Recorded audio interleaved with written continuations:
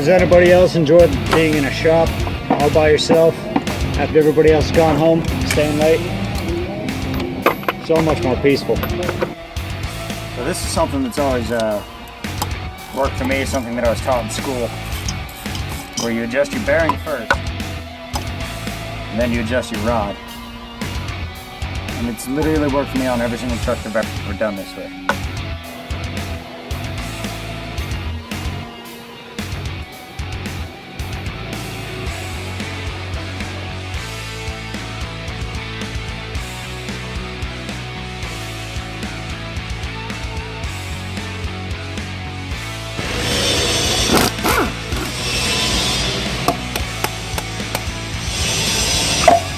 Oh yeah, there we go.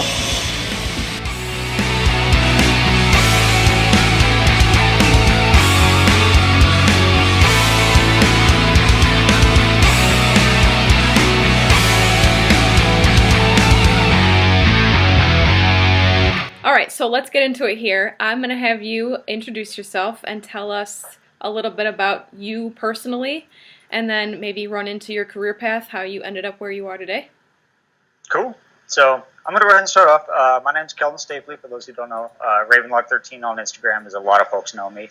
I'm a small town guy. Grew up in Tooele, Utah. Just not very many folks out there.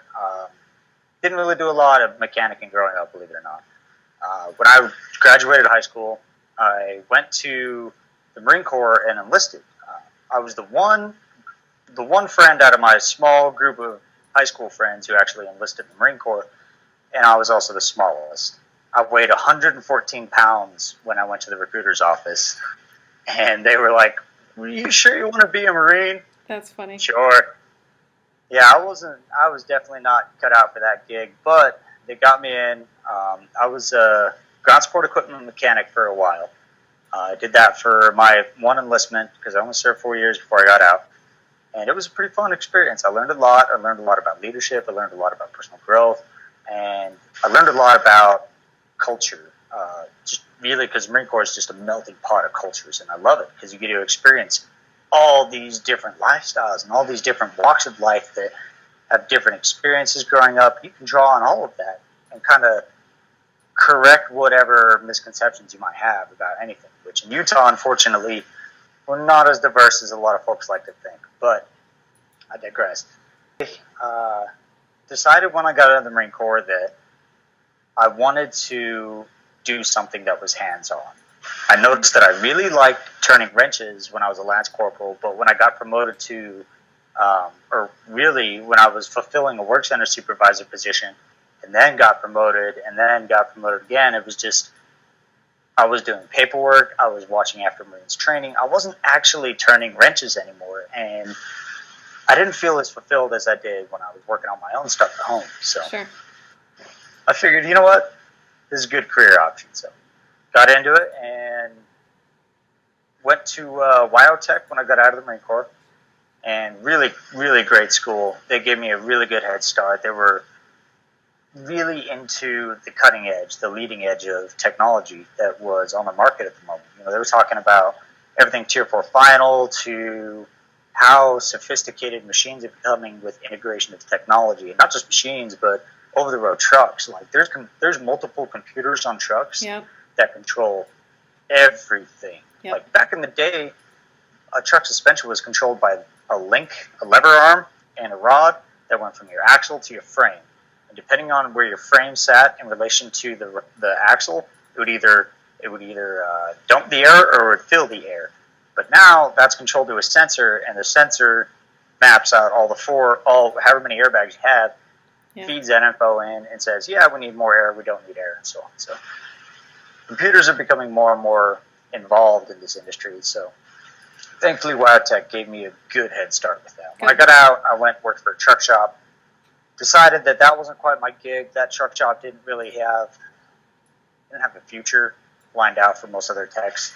So I was like, well, see what options are in the valley. I've heard Caterpillar is a good thing from a few guys in the Marine Corps. Let's give it a shot. And for just under 4 years later, here I am. Awesome. And do you mind if I ask how old you are? Sure. I'm 28, Okay. young buck. Yep. Well, and the reason I ask too is because my goal with this, I have a few goals, is I want to highlight the trades for one, Mhm. and alternate career paths for youth, and being that we're coming into a big shortage here on a lot of different fronts within the trades, getting those kids really interested in these different career paths. And also my interests on how this relates to oil. Of But course. and beyond that, yet paying tribute to mechanics, maintenance techs, maintenance managers out there. That's kind of my focus this year. Is after I went down to Shell and got to help them work on a marketing campaign for maintenance managers and technicians, because they are underappreciated, I would say. And it was a blast helping them understand what you guys do day to day, because you're talking with it wasn't Shell that didn't understand, it was this corporate marketing team that had no idea who they were marketing to, and bringing them up to speed, and all the different things that you guys have to deal with day to day. So that's really what I'm doing here. Those are my three kind of goals with this, so that's why I asked these questions. Kind of moving on from there, you told us about your career and your journey. Was there anything beyond that that inspired you? What inspired you to go into the Marine Corps, I should say? Well, honestly, coming from a small town, there wasn't a lot that I had going for me. I actually originally wanted to be a chef. That was kind of like the one thing that I was Okay. kind of leaning towards. Yeah, high school kid who grew up in a tiny town with not a lot of like input. I didn't know what I wanted to do, to be honest with you. I literally blank slate in front of me, kept coming up to graduation. What do you want to do for college? I don't know. I'm trying to figure out life still. So eventually I just I like cooking. Let's look into like a chef thing. So I looked into a local college. I saw how high the tuition was, and I thought to myself, I really don't want to do that. Like, that's tall order to put on my plate that young. And even Sure. then, like, my parents like, it's okay, we'll pay for it. And I says, well, yeah, but I don't want to put that burden on you either. Yeah. So I didn't. To me, the military wasn't really an option because I never pictured myself as being a military type per se. I've always been a small guy, but I decided, you know what? If I'm going to do this, let's try for the best branch. And so, like I said, I went straight into the recruiter's office, and he seemed a little drawn back when he, first saw me. He was just like, "Are you sure?" Like, mind you, I was 5'7", maybe 110, 114 pounds, scrawny as can be, no background whatsoever. No, you should have seen me do a push. I couldn't even do. Part of your initial strength test is crunches. Yeah. I did, I think, like 15. Couldn't do any more. Needed to do a minimum of 30. Yeah, and I'm just like dying at 15. Like, now I'm laughing at myself, but then I was just like, I'm never gonna make it. But the whole idea of going into the Marine Corps was, look, it's gonna give me direction, it's gonna teach me about life, and even if it doesn't work out, if it doesn't turn into a career option, at the end of 4 years, I have a GI Bill. I thought to myself, look, I'll go to college with this. So did that, and that was really kind of the biggest thing, was I didn't really have a direction. So. Oh, I think that's great. And thank you for your service. I Well, can't thank thank you you for the enough. support. Anyway, all right. What do you love most about your career? The biggest thing that I enjoy about this particular career is the satisfaction of seeing something that was broken rolling out of your shop, working 100%, ready to go to work for the customer. Like, it's really hard to kind of embody that in a particular verbiage, but just being able to, by your own expertise, your own skill set, by your own knowledge and your own experience, being able to sit down, take a piece of broken equipment and say, this has to be it. Or I think it's this. Do your troubleshooting, you fix it, you find out what's wrong with it, you discover, okay, this is what failed, or this is what went wrong, or this is why this happened. And then putting it all back together and then watching it go is, it's super cool. It's just a fulfilling feeling.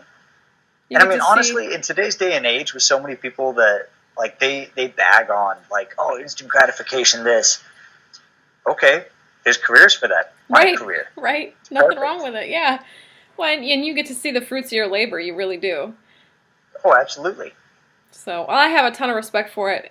Because I work with a lot of people in your position every day for different companies, mainly on the heavy equipment side. I do have some trucking companies, and then I have some automotive and industrial. But and I have so much respect for it because I look at those machines, especially when they're all torn apart, and it's mind-boggling that you can understand how everything comes together after it's all come apart and how it Oh, all yeah. functions as one. I mean, it's so impressive. So It's intense.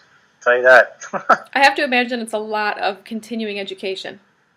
It is, and especially again, with the integration of technology, it's only becoming more and more imperative Yep. that you stay on that edge, that leading edge. Is Cat or is Wheeler good about providing you continued education, or do you take most of it upon yourself? Absolutely. So one of the things that really interested me, the truck shop that I worked at before, they would put you through the schooling, but it seemed they were only interested in having a set number of master technicians on their roster. Because I would watch guys go through $14,000 worth of schooling, and then they would just do oil changes all day.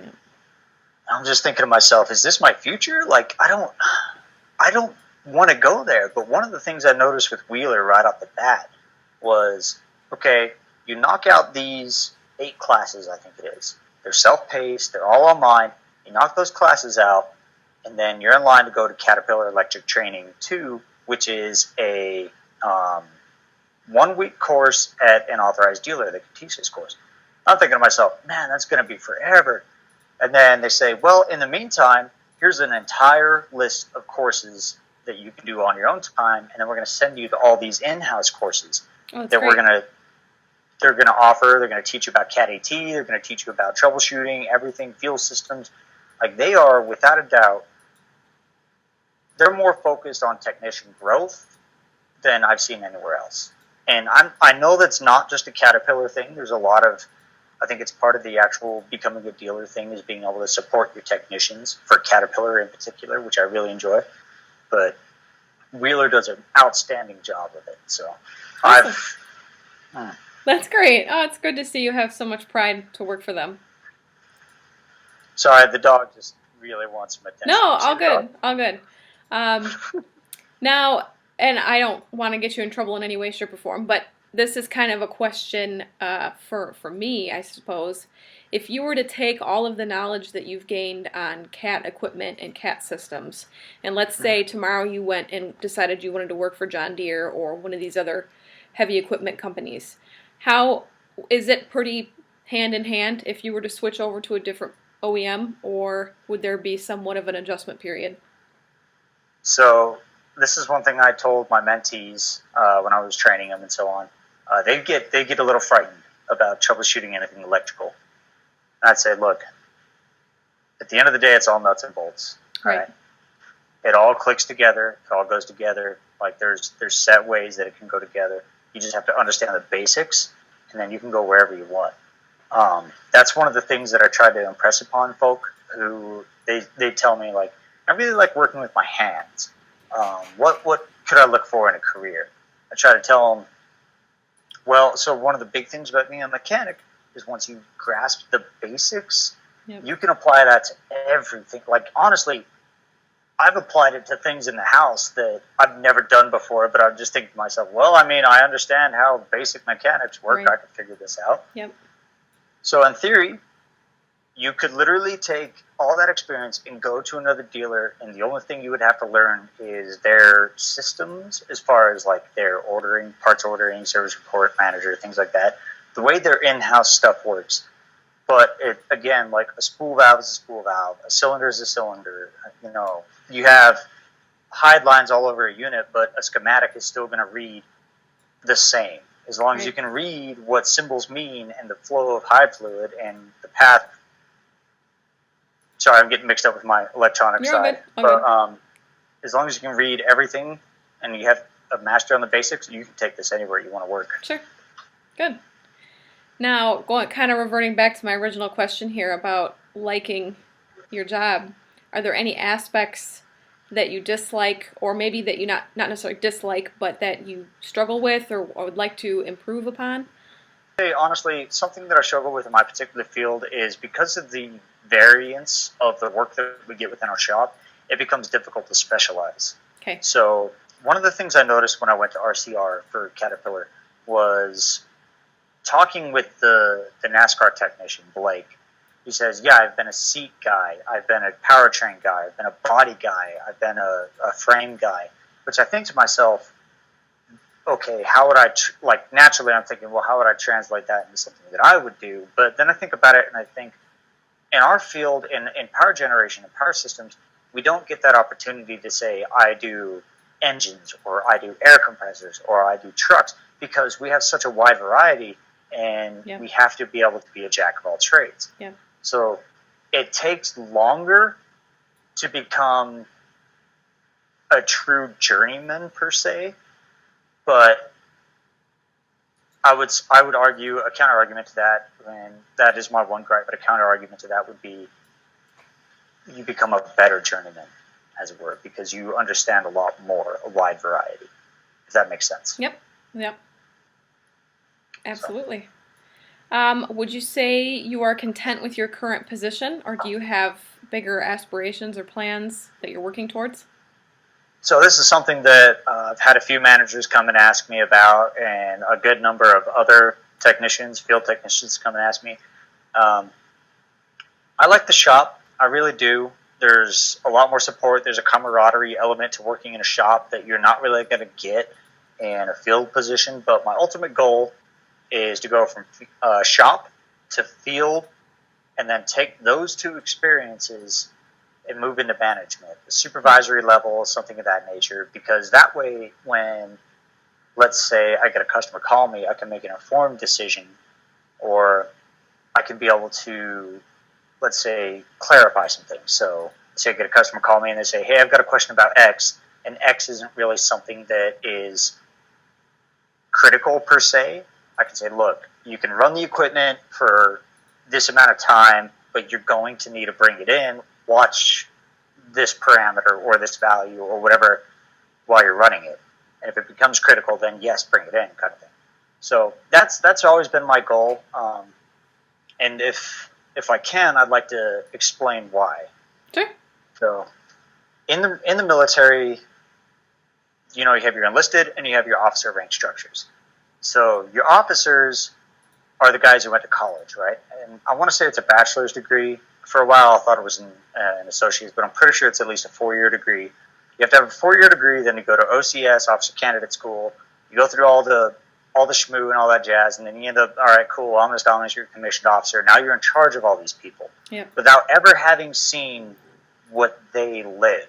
Yep. Or what they do. And the enlisted side, you're from day one, you're just, the phrase is, you're in the suck, right? You're just, life is, it's not the greatest, not the worst, but it's not the greatest. So you will see the indifference between the two, and it is stark.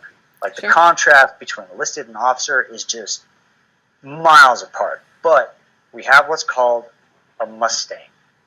And a Mustang, at least in the Marine Corps, I don't know what the other branches call it, but a Mustang is somebody who went from enlisted, did their time on the enlisted side, and now they're an officer. And without a doubt, those guys are hands down the most respected and the most, I would say, renowned leaders that you'll ever run into. So, for example, my first CO, when I got to my unit, he was a private first class, like way back in the day. He was there at the very beginning. He knows what it's like to be promoted to Lance Corporal, have an extra $1,000 a month or $800 a month, whatever, and just have all this money and then make stupid decisions with it. He's not some officer who came in, hot shot, has a degree and a bunch of money, and is just like, oh, I don't care, but whatever, I'm getting all this money, Right. So he can sit down and be like, look, I know you bought that car at 23% interest, but I understand why, but you really need to rethink your life decisions. And that's why I'm sending you to this class. So that kind of mindset, that kind of example has always stuck with me and has kind of helped me guide myself in a career path per se. So I want to become that individual who can, again, draw on those experiences and make informed decisions. Absolutely. That's awesome. And we kind of live by that in the oil world as well, or at least we'd like to. I've been at companies where we talk about having to, as someone in the field, having to shadow all the different aspects of the company so that way when you're out there picking up new accounts, you understand the process that it has to go through from acquiring that business to getting it set up in the system, through billing, through, the crediting, through delivery and routing and all this kind of stuff, everything in between, so you understand what aspects or all the different things that your team has to go through to take care of this account. And that's small scale compared to what you're talking to. So I completely agree, and that's awesome. I think that's great. Do you have kind of a timeline? Is this like a 5-year plan, 10-year plan? Well, again, I've had a good number of other field guys tell me, "Hey, Stapley, there's a field position open. You gonna put in this time?" I'm like, "Yeah, I don't know, maybe. I don't know, I'm thinking about it." Yep. Again, so like the biggest thing holding me back right now is I don't feel like I have enough power generation experience. Okay. I need some more like hands-on troubleshooting. I've got good knowledge on theory, but actually going out and seeing the problems, it's different. Engine side, I'm good. So I can show up to the customer side and be like, "Yeah, this is what's wrong. I can fix it here, or it needs to go to the shop." But do you find that posting a lot of your topics and questions to your Instagram helps you retain the knowledge and study? Because I find that with my topics, that the more I go through and talk about the information and the material, the better I'm retaining it. Shh, that's a secret. Nobody else has to know that. But no, that's one of the reasons why I started trying to kind of expand. Because at first I would share stuff that I knew for a fact, like, all right, this procedure like calls for this, and then I'd make a quiz about it. And then people would ask me questions, and so I started molding the quizzes after that. And then I started kind of thinking to myself, well, I know this theory. It's been a while since I touched on it.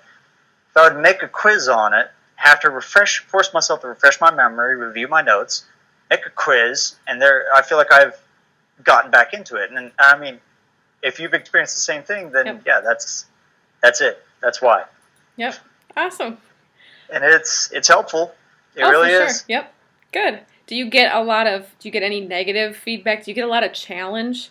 Do you have other guys out there who challenge you on some of the things that you put out? The only time I'll have, it's not even really negative feedback. It's just like a difference of opinion. Is when I'll say, when I'll put a quiz up and be like, well, what would you put in this for a fine example? So on an engine block, when you put your front and your rear covers on, in the bottom corner, like the bottom 3 inches where your cover seals to your block, I've always learned you put, hell, I'm drawing a blank right now. I don't know why. Silicone, RTV, whatever, that kind of stuff. A lot of guys will put anaerobic sealant. I've heard of a couple different kinds of sealant that go in there. So when I first made a quiz a while back, and I says, RTV, or I don't even remember how I worded it, but essentially I said like RTV was the only way, right? And I got a bunch of people like, hey, what about this? What about this? What about that? And so I started looking into it, and I was like, okay, well, other places do it this way. And that's why I've tried to generalize most of my quizzes, or I will make them very specific. So a lot of my wording on the question will be, on this make, model, serial number, whatever, what do you do for this? What does the CAT publication call for on this procedure? Things of that nature. Yep. Most of the pushback, though, has been constructive, to say the least. And I've always been one like, hey, if you have a different way of doing something, let me know. Like, right. Yep. I don't know everything. I'm learning every day. Yep. No, that's great. That's the best attitude to have, and that's what I've been trying to do as well. I do find the positive feedback is way more frequent than the negative, but I do find that I get criticism from I never was a person to separate myself by gender or anything like that, but I definitely say I get pushback from men who are just like, no, go. I put up some examples on my story recently of guys just being idiots, for lack of a better term, and that's something that I've never understood. I mean, I don't know if you saw the post a few, what was it, like last week or something like that, where I was talking about like females in the industry, women in the industry kicking ass. Yep. I'm all for that. Right. I don't understand that, mentality, or where you feel so challenged as a guy that you're just like, oh, I'm a guy, I know better. It's like, yeah, but do you? Because I don't fucking think so. Right. And so I have a mentor that I work with frequently that's just a wealth of knowledge that I'm trying to absorb everything from. And it's funny because they'll make a comment about that, and it's usually someone who's older, and I'm like, I got all this information from someone that's your age. It's just, people are funny, and I try not to take it personally and move on. So.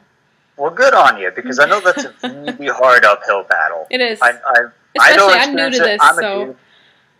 Yeah, it's, but it's all about people like you still just pushing past that shit. That's all the negativity, and just being like, whatever. Like, I'll change this industry one person at a time. Right. Yep. So, do you have any advice that you would like to give to not necessarily just kids that are looking at your career path, anyone who's looking at a job in your career path? So, one of the things that I would teach somebody, one of the bits of advice that I would say, if they were fresh out of the gate, or if they had no idea about this particular career path, let's start with that. Let's say somebody has no idea what we do, right? They just think it's kind of cool looking. One word of advice that I would give to that person is, be ready to work, all right? This is a hands-on industry. This is an industry where you can't just half-ass it and expect to get the same result, You can't just torque something halfway and expect it to hold. It has to be torqued to specification. And if that's 300 foot-pounds, get behind that wrench, buddy. Like, you have to be ready to work. But, and this is something I've seen in my own experience, this is something I've seen everybody experience whenever you work the hardest is when you feel the most satisfied at the end of the day. Right? You might be tired, you might be exhausted, but you feel great. Yep. So what you have to do is just make sure that you're doing everything in your power to just work. And then you feel way better. But on that note, let's say it's somebody who's in this industry now. They're just starting out.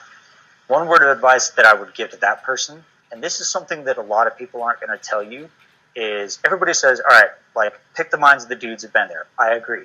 Yeah. Listen to the people who've done that, but kind of, like, keep in mind there might be different ways. I agree with that 100%, right? But one of the biggest things that I'm going to talk about that I try to impress upon people is, don't stress name brand tools. And this is something that our mechanics face in particular that just becomes a massive issue. So I'm fairly lucky. Like, my wife and I, we are both working, but we don't have kids yet. So we paid off a lot of stuff. So we have some money to where I can buy. Like today, I picked up a 1/4-inch drive torque wrench that I've kind of been eyeballing. Do I need it? No. Right. Will it help a lot? Yeah. So, but I'm in a situation where I can do that. When my wife's friend first started out, she wasn't really in that situation, right? When she was, Wheeler started them out with a basic set of tools, but you're going to need to expand that. And I kept telling her, I was like, listen, you need to go down to Sears, well, the Sears that were remaining then. Yeah. You need to go down to Lowe's. You need to go down to Harbor Freight. You need to go down on Pawn Shop. You need to start looking for the bargain-based tooling, right? Doesn't matter if it's going to last like a year. That's fine. That's a whole year of use you get out of it. Yep. And in the meantime, instead of spending $300 for one rail of sockets, 6 sockets from Snap-on, you can spend $300 and get a 150-piece toolkit of Craftsman. Like, be wise with your tooling purchases out the gate. I have to imagine, and I don't mean to interrupt you, I have to imagine that's got to be kind of a status thing within the industry. And this is something new for me. So I am the secretary for a fleet maintenance council just over the border here in Wisconsin. And we do 2 scholarships a year where we give away $2,000 to a diesel technician student. And they can use that towards their tuition for their trade program, or they can use it to go buy tools. And I did not realize that you guys have to fund your own tools, and how ridiculously it's like buying a car. When you're buying a toolbox and all your tools, I can't believe it. So I worked with an old guy who used to work at Wheeler. He was super smart, lived by himself for most of his life, right? Just for shits and giggles, I asked him one day, I says, Russ, how much money do you think you have in those tools? And he just looked at me dead in the eye and he goes, over $100,000 in tools. Not even the toolbox. And he did. Like he had a big, massive box just crammed to the brim full of all sorts of tools, but they were all top shelf tools, like Snap-on, top shelf Matco. He didn't really favor Mac, but he had just like high end stuff loaded to the brim, which it's expensive. It gets expensive fast. Yes. And like you said, most companies, there's very, very few out there that will supply technicians with tooling, basic tooling anyway. Most companies, they'll want you to supply everything up to, in the heavy industry, up to 3/4 inch drive tools, which are a basic socket set for 3/4 inch drive, an off-brand set like Expert or Sunex for, let's say, 9/16 to 2 inch. Anywhere from $300 to $600 for a base, like run-of-the-mill, not name brand, generic brand set. A Snap-on equivalent of that is like $1,500. Yeah, that is one of the downsides of this industry. Is, well, I'd say it's a double-edged sword, a bit of a catch-22 there, because it's fun buying new tools. Yeah. It's kind of addicting. I can imagine.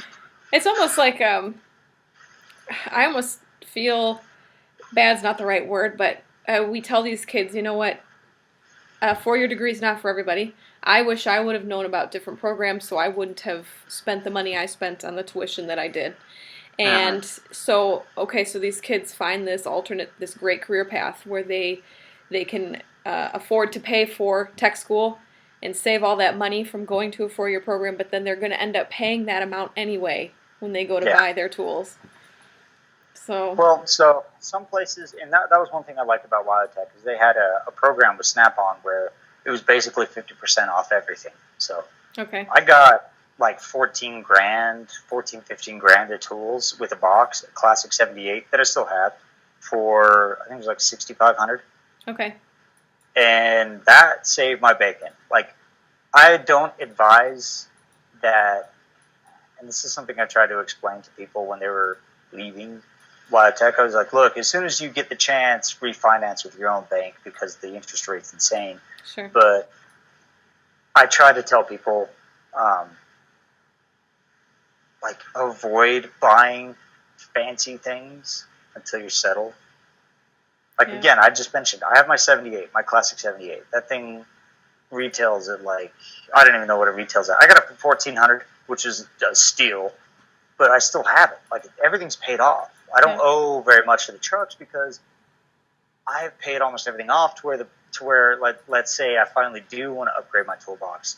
Now I'm in a position where I can afford a down payment and I don't have that 30-year, $20 a week payment that they always tell you about, right? So, and it's interesting to see how different techs do different things. Because there are techs out there, they'll buy the really ridiculously expensive box and then it's empty. Yeah. And they're always walking over to you, hey man, can I borrow this? It's like, the tool truck's here. Right. Oh yeah, but I already owe him. All right, whatever. So. Yeah. Would you say you have a favorite tool that is in your box that you use? Yeah, I got it right here. The pocket stick. Oh, classic! Like, I love it. I don't know if you can get that detail on there, but it is worn out. Yeah. But I have used this. This has saved my bacon more than once. I love this thing. That's great. What about a favorite piece of equipment to work on? Well, because I get a lot of them, that 3408 engine is my favorite. Okay.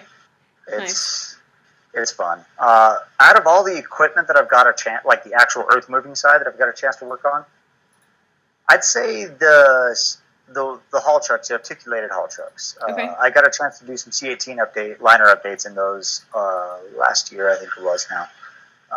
It was really cool just seeing how that is basically like, granted there's a little more to it, but essentially it's high fly overview, it's a truck scaled up. Yep. And as a truck mechanic, like, I've really enjoyed that. Pulling the engine out, like, literally pulling the engine out of that thing was almost exactly like pulling the engine out of a Peterbilt. Okay. I was just like, oh yeah, this is the same shit. I've done this tons of times before. I know what I'm doing. But Nice. All right. What's the craziest repair you've had to do or project that you've had to work on, or most memorable? that one's kind of tough. I'd say the most memorable was I had a C9.3 and a Prenoth snow groomer, which is the ones that go up on the ski slopes, and they like literally groom the ski slopes so it's all smooth and everything, build the ramps and all that jazz. I had one of those. The lifter lock broke, and the lifter spun in the bore, and it flattened the lobe on the camshaft. And so I had to pull, and this is Tier 4 final. It has depth, it has a DPF on it, it has common rail, it has EGR, it has all this stuff on it. So I had to go through and I had to pull all this stuff off just to get down to the bare engine. And then it took like every ounce of creativity just to be able to get the cylinder head off because of the way that they built it. There was a thick bar in the middle of it. So I had to just, it was, and the best part was I had an apprentice with me at the time, and I kept telling him, I was like, listen up, John, this is an off thing. Like, I doubt you'll ever see this again unless you stay in power systems. Like, everything else, and if you go on the earth moving side, there's a manual, there's a procedure for everything.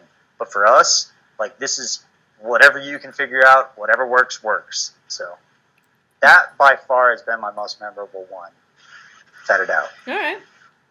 Now I gotta ask. I have to lead this in to oil, so I can tie it into all my stuff. So I want to ask first, how much would you say oil and different lubricants impact your job day to day? I'd say a lot. It is, without a doubt, the most critical thing ever. One of the things I like to tell people, there's folks out there who like, oh, I really only like the hydraulic side, or I really only like working on drive axles, or whatever. Like, whatever your specialty that you really prefer is. At the end of the day, everything out there just becomes a giant paperweight without the engine. Yep. And the key part of an engine, without a doubt, like 100%, absolutely critical, is lubrication.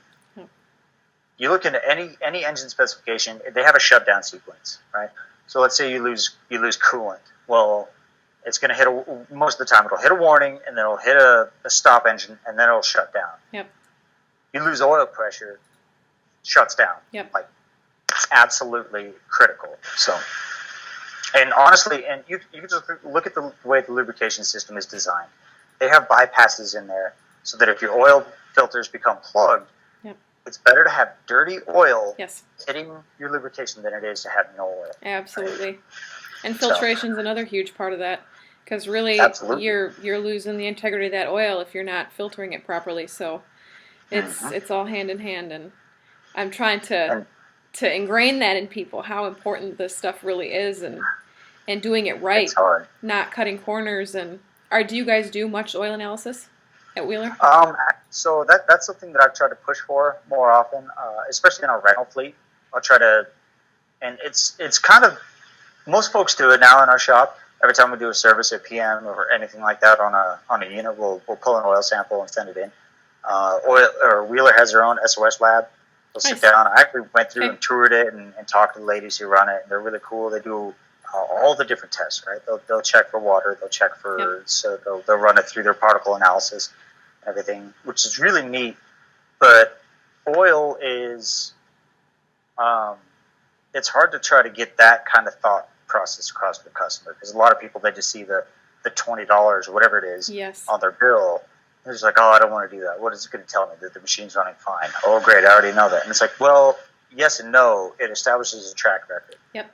Like, your iron starts going up. Well, now you have components in your engine that make iron that you need to start keeping an eye on, right? Or let's say your copper goes up. Well, there's only a few things in your engine that make copper.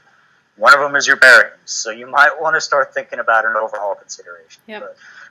But oil sampling has been more and more it's starting to take hold. A lot more people starting to do it, which is nice. And I agree. I see the same thing. I like But people don't understand what to do with it once they have it, is what I'm running into, and how to properly utilize it. And that's why I'm here. That's why I have a job, I guess. So, and I'm happy to help them with it. So, Cool.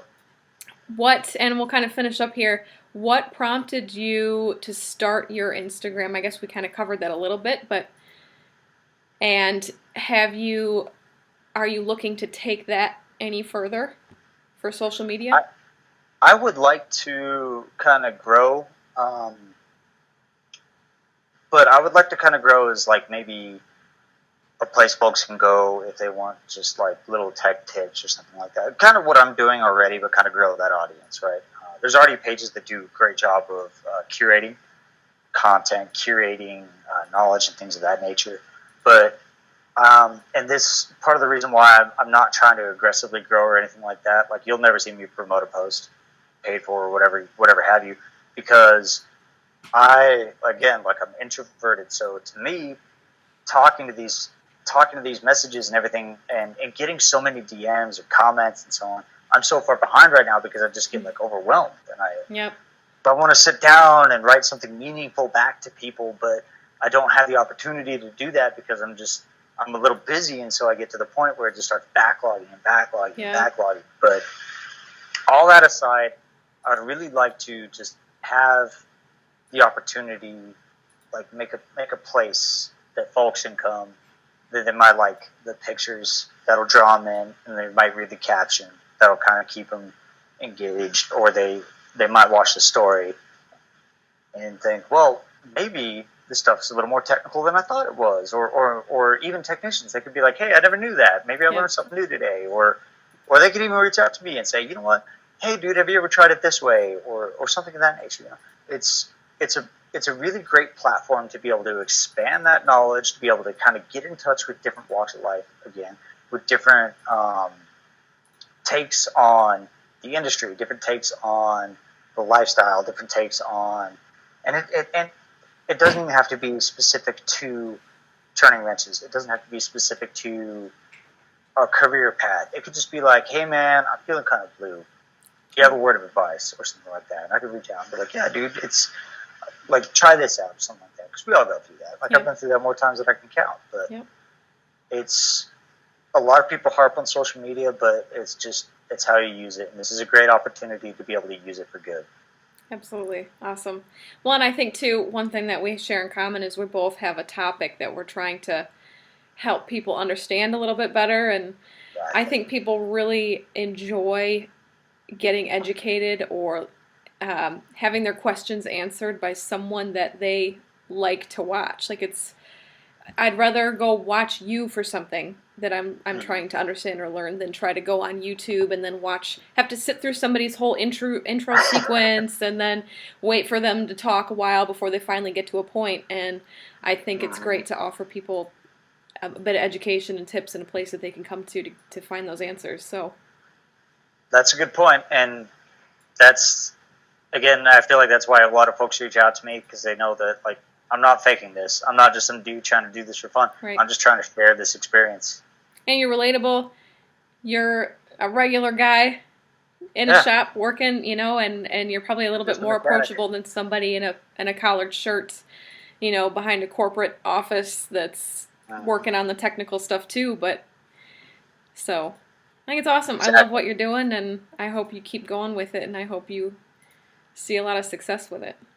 Well, I like what you're doing. Like, again, you have a bit of a struggle because a lot of people, they take oil for granted. Yes. They take lubricants for granted. They take fuel for granted. I can't tell you the number of times that somebody's come in and they have 500 hours on a service on a generator. I'm like, hey, dude, like, this is a smaller engine. You need to do services a little more regularly. We recommend 250 hours. Well, my bigger unit does 5. That's great. Your bigger unit has a bunch of oil in it. This doesn't have a lot. Like, it doesn't take a lot for that soot to build up. It doesn't take a lot for those acids to build up. Like, you need to be servicing this regular. Or my favorite is you'll get somebody comes in and says, well, I changed my oil filter. Okay. What about your oil? Yeah. That doesn't do anything. Yeah. Well, and two, especially with oil, is and I get a little overwhelmed with what I'm trying to do because it's such a massive topic. People most of the time, especially on my other platforms, go right to engine oil for their pickup truck. And okay, that's great, that's awesome, I'm glad you're into this and interested in it, but in my world, and they assume I'm some brand girl for Rotella, and that's it. But in my world, there is so many different types of oils and applications, and I have to know it all, and all the science behind it, and how that varies from topic to topic, and then trying to organize that all down into digestible bits for social media is, I've only scratched the surface. I've got so much stuff to go, so Yeah, if you have any questions or if there's anything that you want from me, let me know. I'm happy to put it out there. So, well, I'll keep tagging you whenever I run into anything oil related, or even anything that I feel like is good knowledge for folks to have, especially cooling side. There's a lot of people who don't understand cooling systems at all. Yep. You know? And hell, I got some of your quiz wrong too, because I didn't know you were supposed to use deionized water. Yeah. I was not aware. I bet I learned that at some point, and then I bet somebody else immediately after teaching me that said, "But you can just use tap water." Are you using tap water? I mean, you know, I would rather have you use tap water than use nothing at all. So, well, yeah, it's so almost all of our stuff is pre-mixed. We don't use concentrate for the most part because it's really difficult to get that right balance. Yep. And then again, if you have to use like deionized water and stuff, so it just becomes more of a hassle. Yep. And where time becomes money, they're just like, well, it's not even that much of a price difference for the most part. It's like, just buy the ELC, the premix ELC. Yep. Oh, okay, and they do that. So good. I'm actually gonna pitch one to you because I've heard some folks talk about this. I don't know about the science behind it, but I would like to know from somebody who might, from you, if you know, or if you know somebody who might have the answer. Yep. Particle size, molecule size between ELC and conventional. And actually in the coolant. Okay.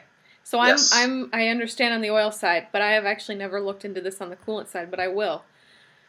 I have some people I can pull on for that. I ask because I've heard, and this is something I've heard from old technicians who've been around the block a while, so I take it like as they've experienced it, but again, I also take it with a bit of a grain of salt because I don't know if maybe that was just a one-time off deal. Yep.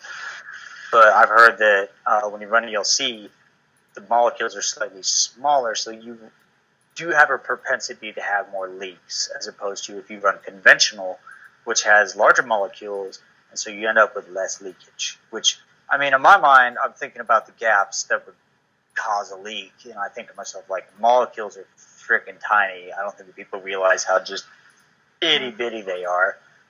But well, it's interesting. I will look into it because my first thought is they're all a different mix of glycol of some sort, whether that's ethylene glycol, propylene glycol, water, and a little bit of additives. So right, and honestly, like, there's not much there that should be different. Yeah, I agree. I will look into it. And the only thing I can say for certainty is when ELC starts exposing itself to the air in small amounts, it'll get that dry crust. Yep. And that can build up and actually save you. Like, I've got a story that somebody shared with me about a farm truck that came in and a hose had slipped. It had slipped off just to the very end, but it was so crusted with ELC that it was holding on. All right.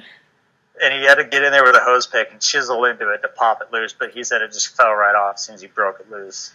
Okay. Like, huh. The more you know. Pros and cons, I guess. Yeah. That. No, I will look into it for sure, and I will. I'll find the answer, and I will put it out there and tag you in it. So. Cool. Well, again, I'll pitch any questions that I feel like are in your area over to you. You know what's funny is I still get so many questions about aftermarket oil treatments. So many questions since I posted that. I bet you got a lot of people telling you that you're just an idiot who's peddling just straight shell stuff too, right? No, surprisingly, people were I would say positive. I got a lot of positive responses to that. People who had said, you know what, I never knew that. I'd never heard that. This is great information. But when I do receive it, I get, well, I've done this forever and this is what works. So this is what I do. Yeah, And I'm it's like, you know what? Okay, that's great. If that's what works for you, then keep doing it. So. Oh yeah. Like I honestly, so I have,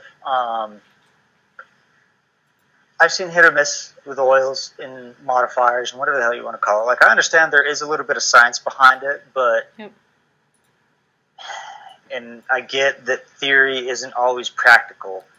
I understand that, especially having to work on stuff that somebody designed, and I look at that and I think to myself, this passed by some sort of QC and it's still in production. What happened? Yep. Right? But for the most part in lubrication systems, if you're following the manual, and I'm not, again, this is a general, it's for a most part thing. Yep. Following the manual and their manufacturer specifications and everything, service intervals, lubrication, viscosity, what choices, all that jazz, you will extend your service life in theory for the life of the vehicle. Yep. And people don't understand that. They think, well, I've had a problem with this. Or my favorite is, well, my engine was making a noise, and so I put the stuff in, and the noise went away. It's like, okay, for one, your engine was making a noise because it was a problem. Yep. Right?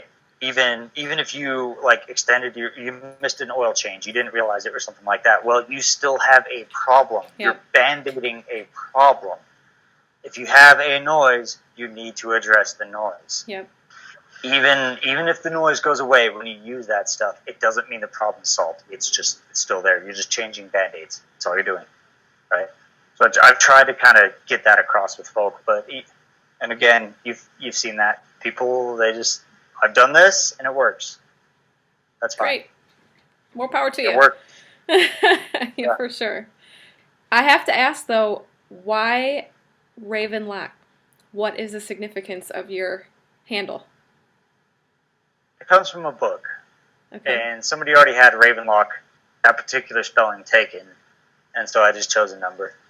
I just chose 13 because everybody's superstitious about it. So What book?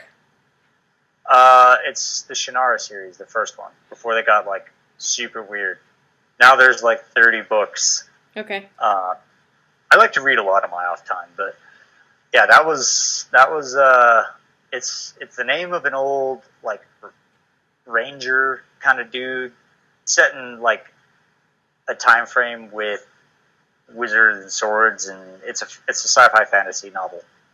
But he's essentially like a scout almost, and so I've always thought that was interesting. It's always something I've kind of tried to keep in mind, try to aspire to be. So that's kind of why I ended up going with that. Nice. I like it. And I like it. I'm thinking about making a sticker at some point. An old friend of mine sat down and we came up with like an old style lock where the keyway is the shape of a raven and the rivets on the lock, number 13 rivets. I'm like, that'd be a cool sticker, but I don't know anything about design or stickers, so don't think it'll ever happen. Never know.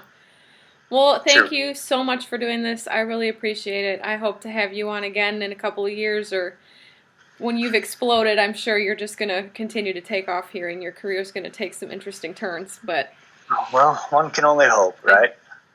So Well, thank you, you. Wendy. It was fun. We'll do it again. Of course, anytime.